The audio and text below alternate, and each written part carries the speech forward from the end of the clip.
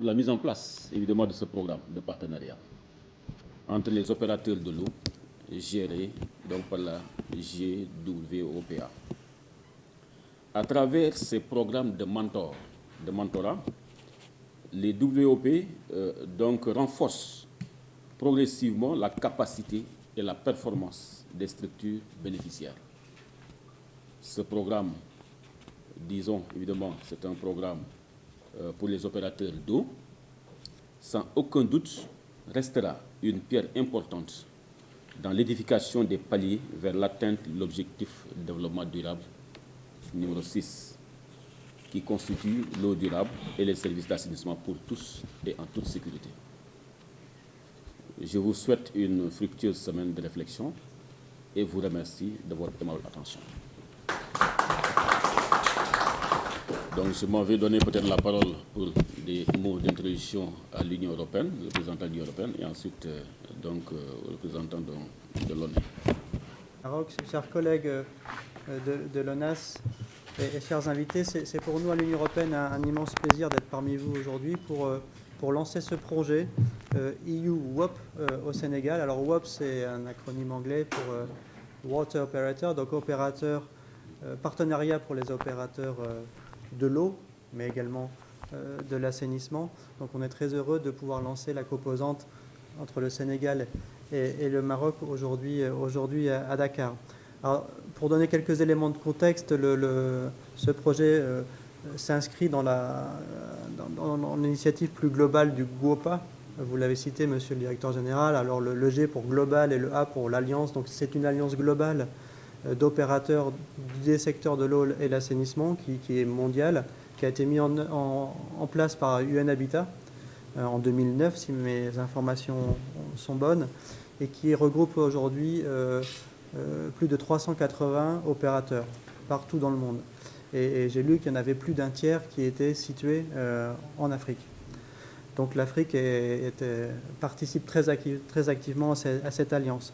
Et cette alliance vise à renforcer les capacités d'un certain nombre de ces opérateurs par des actions de pairs, des collaborations entre pairs, donc entre opérateurs, et des jumelages en quelque sorte qui sont mis en place sous le parapluie de cette alliance. En ce qui concerne l'Union européenne, donc nous participons à cette alliance, nous supportons financièrement cette alliance, et le projet EU WOP compte pour un budget de 9 millions d'euros qui sera mis en œuvre, qui a démarré mi-2020 et qui sera mis en œuvre jusqu'à peu près mi-2024. Donc il y a eu des appels à manifestation d'intérêt auxquels a répondu l'ONU et l'ONAS, raison pour laquelle nous sommes réunis aujourd'hui. Sur notre financement de 9 millions d'euros, nous visons la mise en place de 25 partenariats. Et si mes informations sont bonnes de Bruxelles, 22 sont aujourd'hui soit en cours, soit en cours de mise en place. Donc on est presque à l'objectif. Et sur ces 22, bien évidemment, le partenariat qui existe depuis longtemps entre l'ONU et l'ONAS, mais en tout cas pour notre projet, fait partie de ces 22 partenariats. Sur les 22, il y en a 7 d'ailleurs qui sont des partenariats sud-sud, donc entre des opérateurs, pas forcément des opérateurs européens ou on va dire des pays développés, mais sud-sud, donc ici entre le Maroc et le Sénégal, et pour nous c'est également quelque chose de très gratifiant, très satisfaisant. Quelques mots également sur l'action extérieure de l'Union européenne. Nous avons en 2021 démarré un nouveau cycle de coopération avec un nouvel instrument de financement, le NDICI, pour son cible, donc instrument de coopération et de voisinage avec nos partenaires. L'eau et l'assainissement est un secteur très important de ce nouvel instrument. C'est un secteur très important de notre action extérieure qui cible le développement urbain, la réduction des inégalités. Et donc, il y a une forte portée sociale que ce secteur de l'eau et l'assainissement. Et donc, ça reste un des secteurs prioritaires de notre action. L'eau et l'assainissement sont également couverts par un certain nombre d'initiatives récentes de l'Union européenne. Je citerai le Global Gateway qui vise à investir 300 milliards d'euros dans les infrastructures, dans des infrastructures durables, dans l'éducation, dans la santé, dans l'eau et l'assainissement, dans les transports et d'autres dans les prochaines années. L'eau et l'assainissement en font partie et il y a 150 milliards de ces 300 qui sont vraiment réservés pour pour l'Afrique. Donc nous espérons également pouvoir augmenter notre volume d'investissement dans le secteur sur le continent. Et bien évidemment, cette action pour nous est également notre contribution, une partie de notre contribution à l'atteinte de l'objectif de développement durable numéro 6, donc qui concerne l'eau et l'assainissement. Voilà un petit peu pour le contexte général. Pour le Sénégal, donc le Sénégal fait partie des pays où nous interviendrons encore dans le secteur de l'eau et l'assainissement, et nous l'avons fait tout au long des décennies passées de coopération. Et l'ONAS fait partie de nos partenaires privilégiés dans ce cadre-là. Notre action depuis quelques années étant plutôt axée sur l'assainissement plus que sur l'eau potable. On a encore des actions sur l'eau potable, mais la performance au Sénégal est très bonne dans l'eau potable. Donc on se concentre plutôt sur l'assainissement, et donc naturellement l'ONAS est un de nos partenaires privilégiés et très important. Et je ne peux que citer ici notre projet emblématique, qui est le projet de dépollution de la baie de Han, dans lequel nous sommes engagés avec nos collègues européens, la Team Europe, avec l'Agence française de développement, avec Invest International, donc de la coopération néerlandaise. La China Development Bank a même rejoint le groupe des financeurs de ce projet. C'est un énorme projet emblématique pour Dakar, pour le Sénégal et pour notre coopération ici, et le maître d'ouvrage chez l'ONAS. Donc il y a vraiment une grosse responsabilité sur les épaules de l'ONAS. Et donc ce partenariat avec l'ONE pour renforcer les capacités de l'ONAS, pour accompagner dans la maîtrise et la gestion de ce genre d'investissement et de la future exploitation, évidemment c'est quelque chose de très important pour nous. Donc ça vient vraiment à point nommé de démarrer ce projet-là, et on espère que les collègues de l'ONE pourront accompagner l'ONAS, renforcer les capacités de l'ONAS pour que ce projet et d'autres soient des succès. Je ne citerai pas tous les projets dans lesquels est engagé l'ONAS, bien évidemment, mais l'ONAS est incontournable sur la gestion des eaux usées, tout ce qui est drainage des eaux pluviales, et l'actualité nous le démontre aujourd'hui. C'est quelque chose de très important, notamment pour Dakar et pour les villes secondaires. Donc c'est vraiment une agence extrêmement importante pour le cadre de vie en milieu urbain au Sénégal. Voilà. Je signalerai également que pour nous, ce projet, c'est une approche un petit peu différente. Traditionnellement, nous avons de l'assistance pour le renforcement des capacités de nos partenaires, souvent principalement mise en œuvre par des bureaux d'études, des assistances techniques. Cette collaboration entre pairs, entre agences du secteur, nous semble très innovante, et je pense qu'il y a là un potentiel très intéressant, et on est vraiment très satisfait de pouvoir y participer et de pouvoir contribuer, appuyer la poursuite, je ne vais pas dire la mise en place, mais en tout cas la poursuite de ce partenariat entre l'ONE et l'ONAS. Il n'y a rien de tel que de travailler entre pairs, je pense. Voilà, sur ces quelques mots, je souhaite un partenariat, un franc succès pour ce projet, que votre partenariat se poursuive dans les meilleures conditions, et tout ça doit nous permettre de garantir la durabilité de nos investissements, le succès de nos projets. Et donc je ne peux que vous souhaiter un fructueux travail cette semaine et dans ces prochaines années. Voilà, merci beaucoup. C'est pour nous, représentants de l'ONE, un immense plaisir d'être parmi vous aujourd'hui pour donner officiellement le coup d'envoi de ce projet de partenariat entre nos deux organismes qui sont l'ONAS et l'ONE. Encore une fois, Monsieur le Directeur, merci beaucoup pour les mots très aimables à notre endroit. Ça nous réchauffe et cela ne surprend pas de la part d'un représentant d'un pays frère,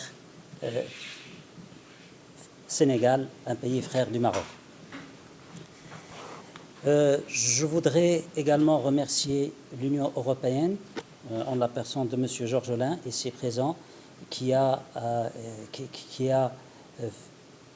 l'origine du financement de ce projet et qui nous donne l'opportunité de travailler ensemble, ONAS et ONE. Encore une fois, merci beaucoup. Alors, ce projet est une réussite en soi, et cela est dû à c'est grâce à plusieurs facteurs. Je citerai la coopération et le partenariat exemplaire et historique entre nos deux organismes qui nous lient.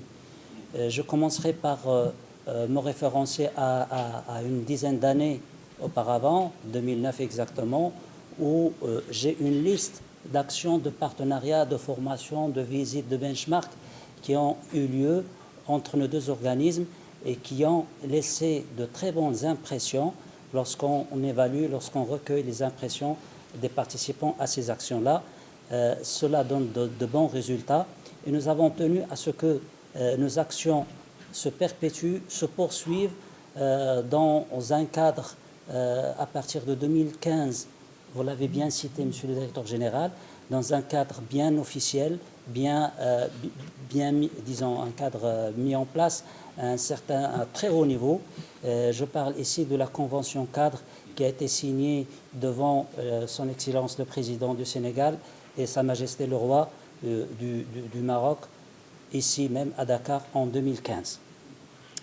C'est pour nous un booster pour aller de l'avant dans notre partenariat. C'est ce qui nous a encouragés d'ailleurs à concevoir et à envisager cette aventure. On est. C'est une aventure, je le dis bien, parce que c'était pas évident. Lorsqu'on a candidaté pour la première fois à ce projet-là, pour nous, au départ, lorsqu'on a reçu les dossiers de candidature, excusez-moi le terme de le dire, au départ, quand on l'a lu, c'était pour nous en quelque sorte du chinois. On n'y comprenait rien. C'était compliqué. D'ailleurs, ça c'est... un petit mot à l'Union européenne, c'est des procédures parfois qui sont un peu difficiles à comprendre, à maîtriser, à mettre en place. Mais nous avons entré dans cette aventure grâce, bien évidemment, au partenariat historique et la synergie et la bonne entente qui existe entre nos deux organismes. Donc tout de suite, on s'est mis en couple. D'un côté, l'ONAS, et je remercie ici, présent avec nous, M. Diop et ses collègues qui ont fourni un effort considérable. De notre aussi, les responsables de notre institut qui ont fourni aussi nos responsables de l'institut, nos responsables de la coopération également. Je cite le monsieur là avec qui nous avons déjà commencé à parler d'actions de coopération bien avant le démarrage de ce projet. Et donc, c'est dire que c'est une concrétisation qui a été réussie grâce au partenariat, grâce à la synergie qui existe, qui a existé toujours entre nos deux organismes. On se félicite pour la réussite de ce projet qui n'était pas facile à décrocher. Alors, comme vous l'avez bien cité, monsieur le représentant de l'Union européenne, plusieurs projets ont candidaté au processus de sélection. La première phase, il en restait 140. Donc, il fallait encore travailler davantage avec des informations supplémentaires à fournir, avec des logigrammes, avec des cadres logiques, avec un tas de choses qui demandent réflexion, qui demandent de l'ingéniosité. Et heureusement, on a bien réussi. Et au final, on est resté 22 projets. Exactement 22 projets de par le monde. De par le monde. En Afrique, c'est 5 projets. Donc l'Afrique, elle a pu mobiliser 5 projets. L'Europe, elle en a pris 13. L'Asie, 2 projets. L'Amérique latine, 2 projets. D'accord ? Et des pays leaders dans le domaine de l'eau et de l'assainissement qui ont participé avec nous, qui sont connus par leur expérience, par leur innovation, par leur expertise. Malheureusement, leur WOP, leur partenariat n'a pas été sélectionné. C'est en soi, pour nous, un motif qui va nous permettre d'aller de l'avantage et qui nous rassure comme quoi nous sommes sur la bonne voie. Encore une fois, je suis très confiant pour la réussite de ce projet. La preuve en est que, bien évidemment, nous avons l'engagement du top management de l'ONAS. Et ça, c'est une première clé de réussite. Et nous ne cessons de le plaidoyer, de le revendiquer. Une fois que nous avons avec nous l'engagement du top management, je dis ici aussi que de notre côté, notre direction générale de l'ONE est bien engagé dans ce genre de projet. Donc en soi, pour nous, c'est une assurance que quoi notre projet va aller de l'avant, va atteindre ses objectifs. Et donc là, nous avons un partenariat qui va durer à peu près 3 ans. L'ensemble des actions est étalé sur 36 mois. Nous comptons finir peut-être bien avant pour pouvoir travailler sur le reporting, la clôture du projet avant même les 36 mois. Et cela ne va pas nous empêcher à penser et à monter d'autres actions si l'occasion se présente. Donc ce projet n'est pas une fin en soi, c'est une étape parmi d'autres que nous souhaitons enrichir et rajouter d'autres projets. Pourquoi pas? Nous avons toutes les conditions réunies pour le faire.